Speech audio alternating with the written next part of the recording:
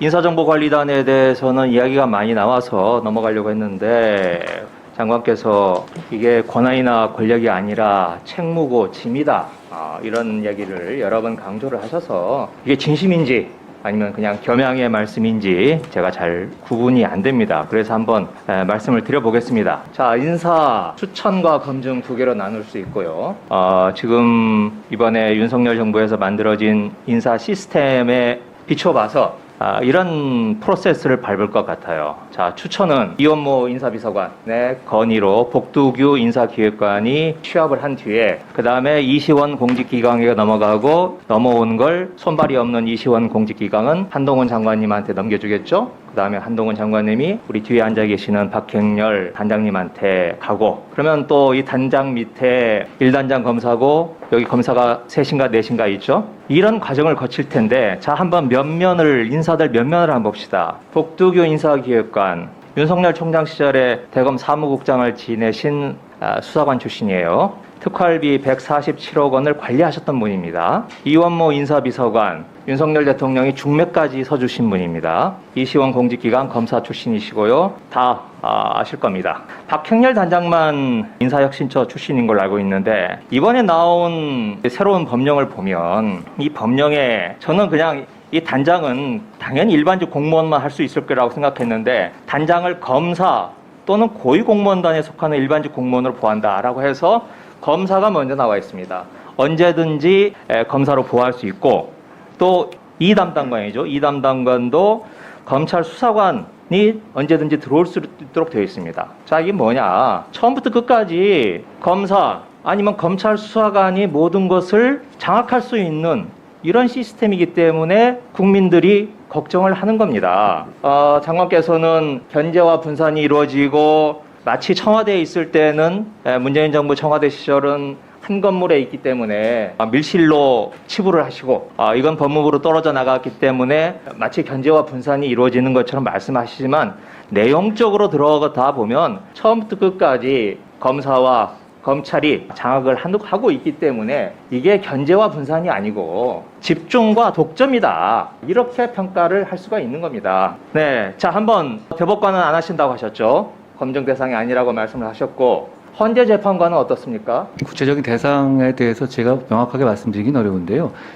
다만 대통령이 직접 임명할 수 있는 지위냐, 여기에 따라 달라진다고 보면 되겠습니다. 저희가 네, 알겠습니다. 거기 헌재 재판관은 여러 층위가 있지 않습니까? 네, 헌재 재판관 3개 부류로 나눌 수 있죠. 그 중에서 잘 아실 것 같습니다. 지난 정부 청와대에서도 그렇게 구분해서 했던 것으로 알고 있습니다. 대통령이 직접 임명하는 3명에 대해서는 문재인 정부에서도 청와대 민정수석에서 검증을 했습니다. 아마 한 장관님이 그대로 이어서 한다라고 하니까 이것도 헌재 재판관도 거기에서 저희 다른 프로토콜을 할 만한 특별한 이유는 없다. 네, 그렇죠. 네.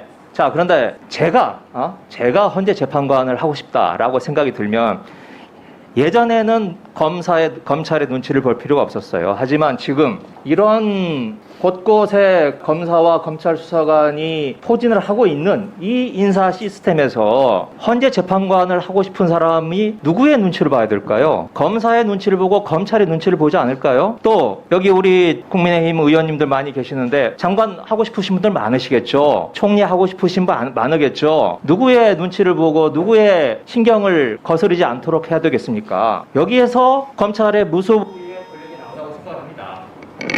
장관께서 답변하실 지금 청와대에서의 죄송합니다. 용산에서의 인사 구조는 사실 저희 그 인사 정보관리단하고는 무관한 것이고요. 대부분 퇴직한 사람들인 걸 알고 있습니다. 다만 이 시스템 자체가 위원님 잘 아시다시피 그때 프로토콜을 거의 그대로 가져온 겁니다. 저희도 검증해봤는데 저희도 여러 가지 검토를 해봤는데, 과거 이어오던 인사검증의 프로토콜 자체가 잘못된 부분은 저희는 크게 발견하지 못했기 때문에 이렇게 가는 것이고요. 다만 아까 말씀드린 것처럼 저희 단계에서는 이렇게 뭐 어떤 급은 어떻게 한다 이런 건 있을 수 없는 게, 의뢰하는 것만 하고 거기에 대해서 이제 어느 직에 가는지 모르기 때문에 그게 차이가 좀 있습니다.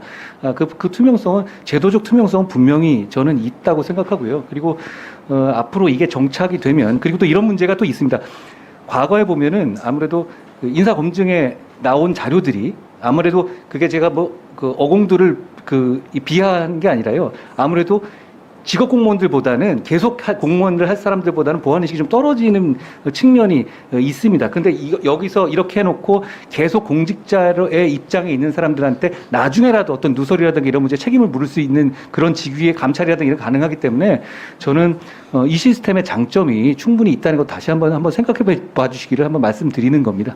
절차와 관련해서 좀 여쭙겠습니다. 전반적으로 내용을 보니 너무 서둘러서 졸속에 가깝게 이루어졌다 이렇게 생각이 듭니다. 일정을 정해놓고 거기에 맞추다 보니 허겁지겁 뚝딱뚝딱 맞춘 걸로 보여지는데 하나만 지적을 하겠습니다. 이 법제처에 법제 업무 운영 규정 11조가 있습니다. 그 내용을 보니까 이 법령 안에 입안 초기 단계부터 관계기관의 장과 사전에 협의를 해야 된다라고 하는 의무 규정이 있습니다. 맞죠? 네. 네. 그래서 이 주관기관이 이제 이번 건 같은 경우에는 인사혁신처가 되는 거고, 그래서 인사혁신처에서 관계기관에 공문을 보냈는데 한번 PPT 하나 띄워주시겠어요? 저희들이 인사혁신처에 의뢰를 해서 자료를 받아보니 이겁니다. 인사혁신처가 각 기관에 수신자 해서 왼쪽에 있는 건데요. 뭐 한 70여 군데 보냈어요. 그런데 보낸 날짜가 5월 20일입니다. 5월 20일인데 마감이 언제까지 회신을 해달라 했느냐면 5월 24일입니다. 4일만 말미를 줬어요. 이것도 짧은데 이 사이에 토요일, 일요일이 끼어 있습니다. 21일, 22일은 토요일, 일요일입니다. 실제적으로 답변할 수 있는 시간이 너무 촉박한 겁니다.